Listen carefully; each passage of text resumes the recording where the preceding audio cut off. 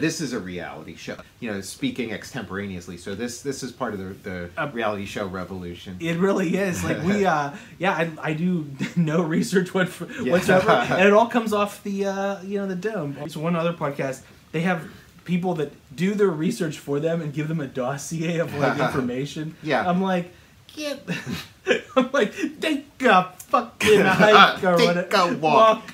Beat feet. I mean, I like just kind of like talking about stuff, and then maybe you're like super wrong about. Oh something, yeah, I hope every episode I am like the wrongest anyone can ever be about anything. Being wrong, I love it. Helps engagement because you get a lot of comments. Yeah, if you're. Like, I'm like, take a fucking walk. I'm wearing like a gold chain. I'm like. That purse. You know, we've lived through some changes in the world. We've seen some revolutions. And we were there for like the reality TV revolution. We were both old enough to like remember TV before like the reality TV show stuff. And then during and then after. Absolutely. And it definitely was, you could feel it, you knew something was different, something was changing. Yeah. Like the first reality TV stuff I would see was the Real World. Real World. That's where I put like the beginning of reality TV. Yeah. And yeah, you could cite other things. You could cite like the Loud Family or whatever on PBS. You could cite, but like to me, it's like if you're charting that development, Real World's the first. First. And then when it becomes, to me, reality TV was Survivor. Right. Yeah. Like that's the next phase. Yeah. When I was little, like younger, I was watching MTV a lot, but I was not into the Real World because like I would want to see music videos, and I would like when the Real World would come on, I'd be like, they're like four strangers or whatever, and then I would just know the surface stuff, like when they would parody it in like Mad Magazine or whatever, like Puck or whatever, like or BB. Like excessively booger pickers. Right, just get covered. Every surface is covered with boogers. But they're like, four strangers. And then, like, 4 strangers. 7 strangers. I can't remember how many. Seven strangers. 7 strangers. And like everybody's voice is like finishing each other's sentence. By the way, I'm Tom Scioli, author of Jack Kirby, The Epic Life of the King of Comics and Fantastic Four Grand Design. I'm Matt Zeoli. And you can follow me on Twitter at Tom Scioli or on Instagram at Tom_Scioli. Follow me on Instagram at Cinema_Tomb. So yeah, like there's like another funny thing to live through is, you know, you remember when you're watching Real World and everybody in it is older than you. Yeah, and you're like, oh, okay, that's what life's gonna be like when I'm in my 20s 100%. Or whatever. And now it's like we're older. Like I feel so fucking ancient because like put me out to pasture, Tom. Like going back. I appreciate the Real World now much more than that I'm older. Yeah. And that first season, it's amazing. Like it feels more like kind of like a documentary kind of feeling.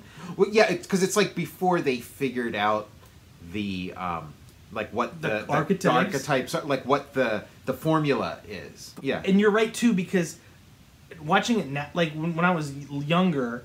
I'd be like, this is adult stuff. These are grown-ups. Grown-ups. Yeah. And then I'm watching it out and they're like 19, 20, moving to New York. I'm like, what do I... It's really unfair. Like, it's unfair. Like, you know, it's not fair to have to be older than the people. Like I didn't sign up for that. When Real World came on, I was younger than everybody on there. And now that I'm older than everybody on Real World, that's just I can't stomach that. That's just it's sickening. That sucks. It's fucking sucks. And like, but then like, hey, it's me. I'm an artist, 20 years old, going to New York. I'm like, hey, it's me, Matt, climbing into my open grave.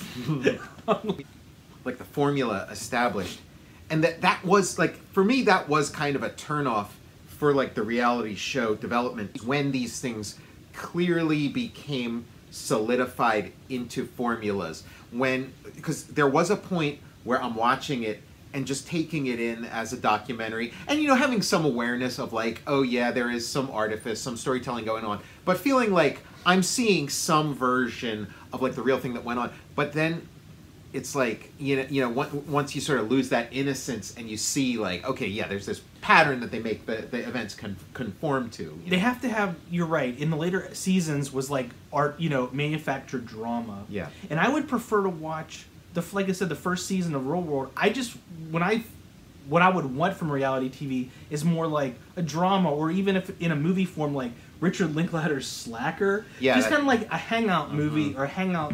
You just want to watch people like talking without having to like a prize for them to win. Yeah, well, that to me, that because like you talk about Survivor, like Survivor was like the next step, and to me that was like where it went off the rails, off course.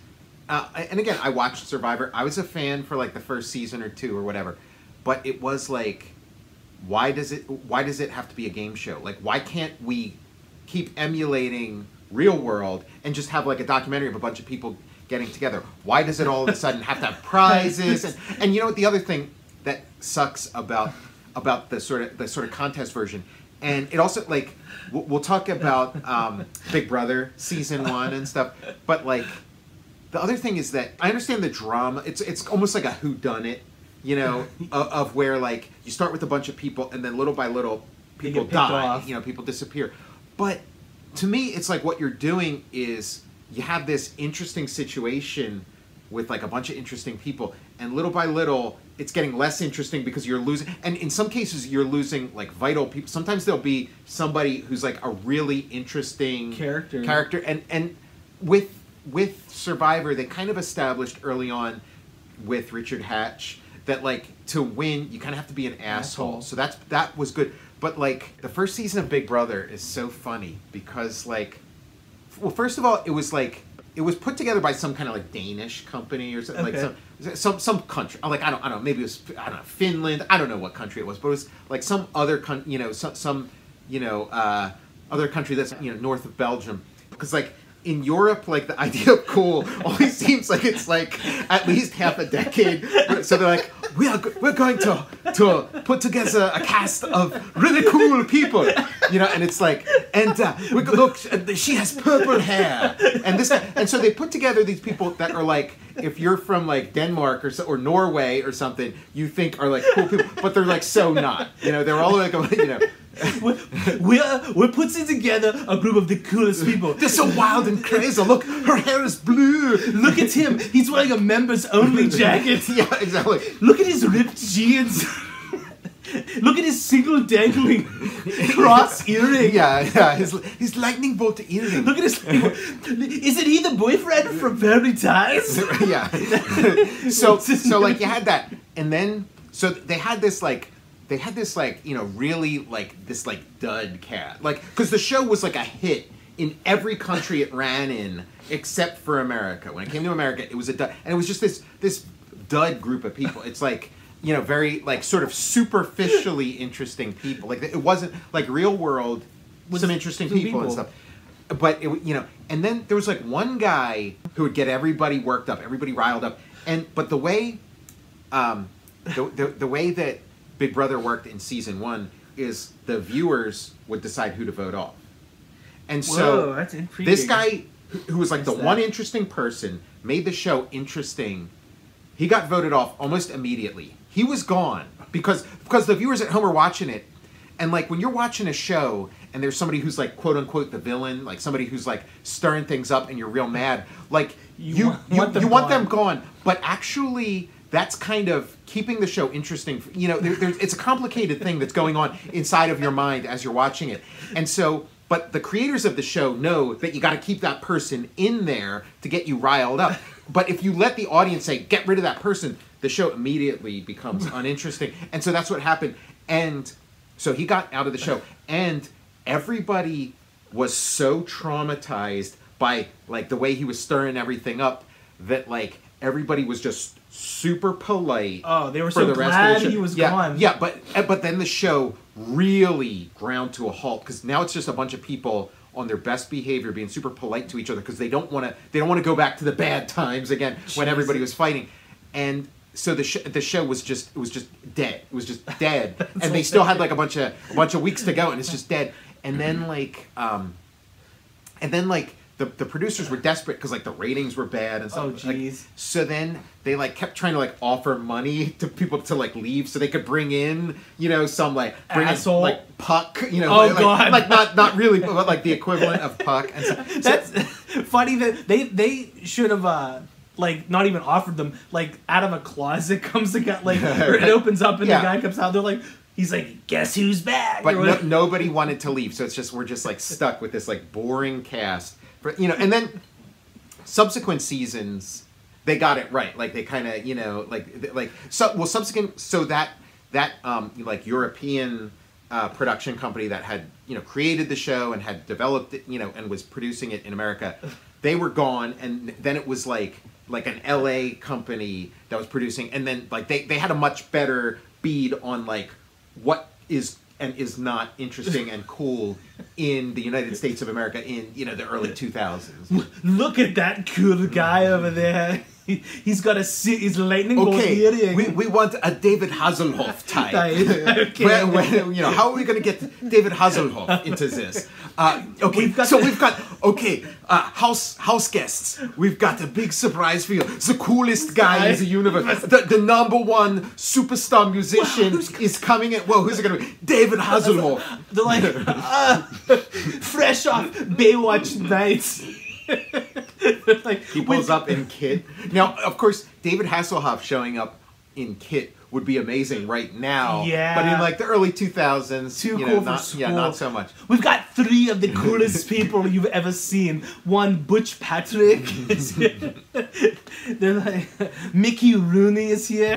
So that was that. So then I stopped watching that show, and it was kind of like, do you remember Who Wants to Marry a Millionaire or Who Wants to Marry a Multi-Millionaire? I vaguely. Oh yeah, kind of. Yes, yes. With Darva Conger and Rick Rockwell. Yes, that was early. That was early. That was like a it felt like it was in the cracks. Yeah, it was between I mean, because I was watching all this stuff. Like I was into all this stuff, and I was kind of like, yeah. I don't want to watch fake shit. I want to watch what's real stuff. Like I don't want to see some made up bullshit story you came up with. I want to see real stuff. So like I want to see a bunch of people in a building.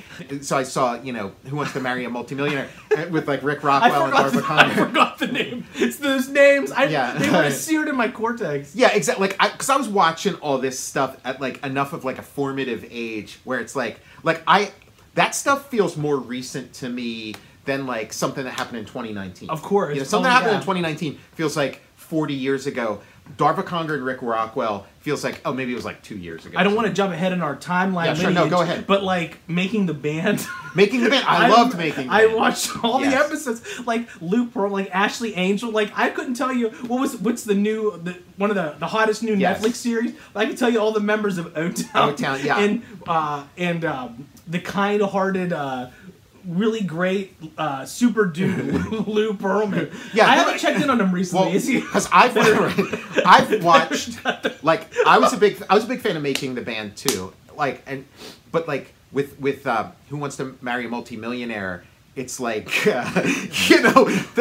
it's like he's Mr. He's like James Bond. Yeah. And you'll just see these over the shoulder shots of him watching all these women like competing for his attention, and he's like wearing like a tuxedo or something. So it's like Pierce Brosnan or something, Remington Steele, and then like she wins, and she's so excited to meet this guy, and then the doors open, and you see Rick Rockwell smiling, and it's like he's like got this, and Darva Conger said like that was the worst, but like when he smiled, that was the killer. So he like smiled, and it's like this jackal. It's like it's tooth, black goo. Tooth, black goo, tooth, black goo. I can't name like important like historical dates, but I remember the name Darva Conger. But then it became like there was like sort of like some like I don't know fake outrage or something after the show, and like Fox swore they're like we are never doing another show like this ever again. We're going back. But then it was like the opposite happened. Like every show was Who Wants to Marry a Multimillionaire, just like a different name or something. Or with like an even worse trend. Like remember Joe Millionaire? Joe Millionaire, I forgot about that one. I'm trying to remember what his name was. It was it's another iconic name. Joe Millionaire, and he had like this like curly hair, and you like ride around on a horse. I was like, this guy's cool. Joe Millionaire. Like he made a comeback. Like I think they brought back the Joe Millionaire show a few years back. There's names from this that early phase of reality, like Richard Hatch. Yeah. I remember Boston Rob from Rob. Wasn't he a Survivor character from a later season? Yeah, like that was. He was like the good guy. That was another thing with like Survivor, because it was like, so watched season 1, I was into it. Then I think maybe it was season 2 was where I stopped watching. But they had this girl Jerry, who I remember that name's familiar. Yeah, Jerry, and she was like, you know, she like just as far as the show showed you, she was like the new Richard Hatch. She was super evil, and she made the show so interesting. And then she gets voted off like pretty early on, and it's like, oh well, like, you know, this show just went from being super interesting to not interesting, and so it's kind of like, you know, so I kind of stopped. Yeah, I stopped like following the show real closely. Like the kicking Jerry off the show was bad enough, but like, okay, I'm done. Like that sealed the deal. So I haven't watched Survivor since then. On Survivor or Big Brother, they're like, we're bringing the ratings are down. We're bringing in a new character. It's like John Fartmaster Jablonski. He's got like super, like on Big Brother, it's like super flatulent. He's a. Do you remember The Mole? Yeah, that was like The Mole was good, and I think that one, like, because sometimes there'd be like a reality show that would be like okay or be shitty, and then it would become like a huge hit and keep going. But then there'd be some like really good ones, like Making the Band, like The Mole, where like they would struggle and then they'd be good. And Anderson Cooper was the host of The Mole. Oh yeah, I forgot about. Holy shit! The Mole, it was really good. It was like Mission, like.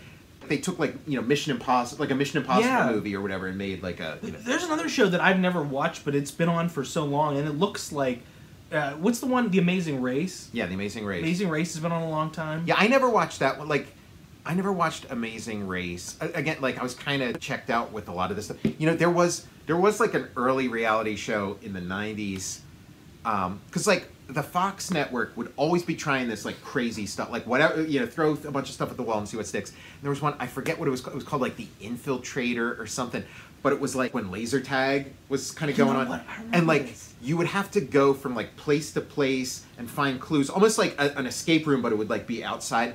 And you go from place to place, but you were being stalked by the infiltrator, and you had like a laser tag type target on you. And if you got like zapped too many times by the infiltrator, like he was like the Terminator or something. But we'll have to look that one up. We gotta look that one up, because like when I was younger, Fox, I pretty much was like watching anything and everything on Fox. Yeah, like Herman's Head. Yeah, we Parker were like Lewis. we were the target demographic. Yeah, the children. The New Adventures of Beans Baxter. I thought maybe I imagined it was like the one where I think we talked about it on another episode, but where like the guy, it's like it takes place in the future. It takes place in 2011. The guy dies, and then he goes, and it's like he's either going to go to heaven or hell. But he lived like just sort of a middle of the road life, so they can't send him to either. So they're going to send him back in time to mentor his like younger teenage self, played by Chandler, Matthew Perry from Friends. Yeah, we were talking about this one. Holy shit, it sounds amazing. Yeah, and it was, so like I remember watching that, and then partway through they were like, okay, nobody cares about this guy from the future, but you know, these teenagers are kind of getting some traction. So they scrapped the whole time travel heaven and hell aspect, and it just became Happy Days or something. You know. That's amazing. I need to do a dig deep dive on that one. Yeah. So and so then it is fun, because then when these people show, like when Matthew Perry shows up, you know, in Friends, it's like, oh yeah, there's that guy from the, what was the name of that? I forget. It was like just the guys, or one of the guys, or the original show was called Second Chance.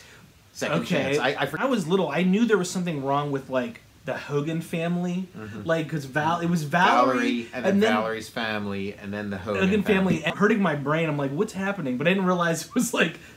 Do you remember there was like we'll have to do an early like Fox Network episode, because like there was also George C. Scott played the president in a show. I forget it wasn't called Hail to the Chief. There was a Hail to the Chief show on like ABC or something that was about like the first female president, but I forget, but it was George C. Scott plays the president. But anyway, and Making the Band, I love Making the Band. It's funny watching it now because like, and I've watched it a few times since then, and I think part of what made me relate to it is I was kind of like young enough like I was at an age where I was trying to start my career, get my like comics career, a creative career going. So it was like really interesting seeing like other guys who were like around my age trying to get like a creative career going, and like the pitfalls, and like you're rooting for them to make it.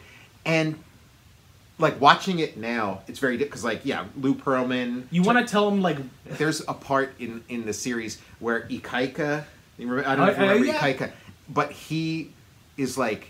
He's like kind of like the best guy in the band. He was sort of like the most talented guy in the band, and he would not he would not sign this contract. And he's like, my brother's my business manager. Like he's like his brother was his business manager, and his brother read the contract and is like, this is a bullshit contract. You are not signing this. You can't, and you'd be watching it and be like, oh, come on. I know. Why are you letting your brother run your life? I know. Oh, God, I'm worried. Sign that contract.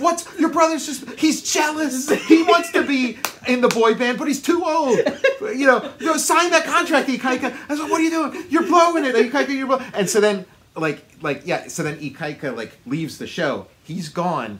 And then, like, they bring in Dan Miller. I remember Dan. Dan Miller takes over. And it's like, but now you're watching it and you're like, oh my God, Ikaika, get the fuck out of there. He dodged the bullet. Yeah, he dodged the bullet. But although Ikaika shortly after formed like a less successful boy band, and I don't know if Lou Pearlman was managing that too, or if it was somebody else was managing it. Maybe his brother was managing it. Because you got to worry about like even just being on the show, you might have to sign some contracts to like just get your ass like. Well, like. Dan Miller, they brought in Dan Miller. Lou Pearlman was very resistant to Dan Miller. And all the guys in the group were like, we got to bring in Dan Miller. It's unanimous. Dan Miller was the best guy in the whole group, the most talented. He's the great, he can do all this. But like, you can tell that he's not Lou Pearlman's type. Yeah, that was what kept him out of the band. Yeah, like Lou Pearlman has a type, and Dan Miller wasn't it. Type. Yeah, because it was a tough. Like they really had to convince him to bring this. Like this guy who's like singing and dancing like crazy. His ass off. Yeah, and Lou Pearlman's like, there's something about this guy. It wasn't as like big of a hit. Like it had its moment and stuff, but it was never as big as a hit as it should have been. Like I thought it was one of the best, and also since it like. I always preferred the reality shows that didn't have a contest element. Same I just here. want to see something interesting. Yes. Like I made it when that show was on. I guess in the 90s. Yeah. I made a point to watch it. Yeah, like again, I was into it, and like I wasn't into the kind of music they were making. Like maybe I mean, but it's still interesting to me to watch somebody try to get like a creative career going, even if it's not quite my cup of tea. 100%. Like because. I wanted to see something like that. I'm like, you don't get to see like a band forming or like going through the business side of stuff. I'm like, well, you know what? It's a boy band. I guess I take what takes what I can get. Yeah, well, I mean, and the members of the band, like part of the storyline, like part of what went on the show was a lot of the members of the band weren't really fans of like the material either, because it was just being sort of spoon fed to them, and they had different taste and a different take, and they're like, no, you got to do it. You got to do it this way. I remember thinking back about that, and like when I'm watching, I'm like, man, if I had to be a band, I'm like, I wouldn't want to, do it that, or like, yeah. I mean, talk about signing a deal with the devil, or like being told what to play, or like what to wear, what to play. Yeah, again, it's everything you imagined was like going on behind the scenes with it, except worse. So like it's actually like the story behind the story is so much worse. Another one was The Bachelor. Which is still going strong. It's still going strong. It's like a huge hit still. But I remember it was a shocker when that, like, it broke, made waves when it debuted. Yeah, Alex Michel, that was The Bachelor. I can't remember, like... Alex Michel. And they, whenever there's, like, a new Bachelor show, like, they heavily reference, like, their history, but, like, Alex Michel is written out of... So I don't know what he did or said. But I do remember watching The Bachelor and watching it, with Alex Michel... and watching the whole story, and like kind of feel like, okay, I'm watching something really happen. Like, again, it's a curated reality, but there is some reality to it. And I was into it. And then season 2 comes around, and then it's the exact same sequence of events, and I was like, oh fuck this. You're getting you're getting like it's just a formula, and it was kind of like you know. You're like, give me a fucking break. Yeah, so I parted company with The Bachelor. I was on board up until I watched that second season and was like, okay, this is the same thing reheated. All those things combined was sort of like where I parted company with the reality. And I guess like you can't reference Who Wants to Marry a Multimillionaire without referencing Who Wants to Be a Millionaire, like that. But again, it was kind of reality TV started as sort of this like like this sort of popped up version of documentary, and then just became like a popped up version of game shows. Yeah, that's disappointing. I wish it would go back more to the documentary stuff. Yeah, I mean there is enough of it. Like now, the revolution came, and it is like people would kind of say like, oh, remember when reality shows were the big thing? You never hear about them anymore. And it's like, no, it's because it's so there's nothing ubiquitous. else. Yeah, so ubiquitous that like you don't realize that like the entire universe has changed to where every fucking and the subgenre and all the like, oh, I got my bail bonds business, or oh, I got my storage unit. Yeah, and like it's a smart move. Even like on cooking shows, they're all sub versions of like a reality show, like Chopped or something. Yeah, like I feel so lucky that like I was like heavily invested in the reality show format early on, and then got so burnt by it and turned off that like I've been free of it ever since. Same like you like following in on The Bachelor. Like I had watched a lot of American Idol. Yeah. Like early on American Idol for like because like there's unlike whether you like the music that's put out by American Idol, they still find real artists and like they end up becoming like something.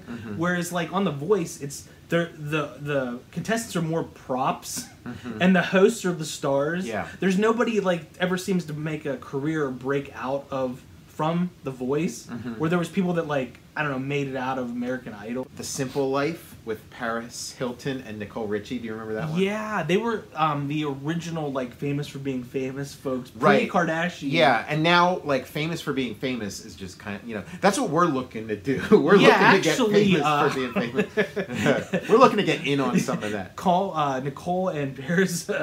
Have your people contact our people. But yeah, that was the thing of like, oh, they're famous because they go to like nightclubs or something, like they're just in the scene and stuff in New York or whatever. And then like once you do your show, like once they did The Simple Life, it's like, well, they're not just famous for being famous anymore. Now they got a show. And I was into that show, like Nicole and Paris, they were like, they realized, hey, we're socialites. Let's get a camera going here. I watched every episode of it. It was fish out of water kind of, and they would. It was kind of like a return to like that '60s era of like Green Acres and Petticoat Junction and stuff. It was like because they would play like that same kind of like kind of like hee haw kind of like kind of music, or that Beverly Hillbillies kind of music. As up from the you would see them on like a fan boat or something. Right? Yeah, exactly. And they're like, oh, don't you have room service? And you're like, you gotta slop them hogs. Like it's the Total Recall show, Fish Out of Water. I'm like, hey, what's the thread count on these sheets? Like, you better slop them hogs, boy. Do you have any Egyptian cotton? Like the Pittsburgh version, because it's like we're not coming from like New York or Hollywood. Yeah. We're coming from Pittsburgh, so it's not like we're just coming from one sort of like working class environment to another. So it's like, where them pierogies at? You gotta slop them hogs. We don't got no pierogies. Hey, where's your second fridge full of pop? Garage. How's come this sandwich don't got no fries on it? I went down in the basement and crapped on the floor because I thought you had a toilet out in the middle of nowhere. Where's the Pittsburgh shitter? The Pittsburgh crutter.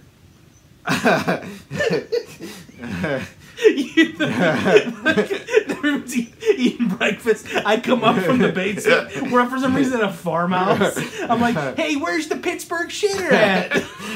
I'm like, crap. I'm in between the washer and dryer. Yeah. they're like, there's no bathroom down here. Yeah, you like took a shit in one of their like Tupperware like big plastic tubs in the basement.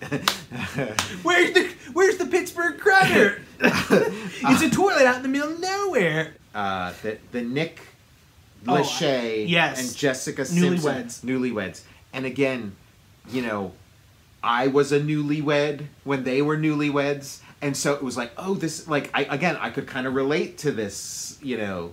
I watched I forgot about the show, but I watched a decent amount of that. I was way into it. And like, you know, she was hilarious. It was like, again, they when they put these things together, they look for formulas, and it's like I Love Lucy. It's like he's pulling his hair out because of all the like stupid stuff she said, but then the stuff she said is like pretty funny. And she like is smarter than she's letting on too. She's like playing into the character, and like that's another time. I think we're in another era too now, where like stuff from reality shows like that was creeping into like, it's like a Where's the Beef? Like there's slogans, kind of like remember not the Griswolds, the Osbournes. The Osbournes, yeah. It was like the Osbournes and Newlyweds, like where, you know, Ozzy would be like, Sharon! Everyone's like doing I feel like Ozzy impression. I feel like the Osbournes, that's like after Newlyweds. Okay. Like Osbournes is great, but Osbournes is like, feels a little more like the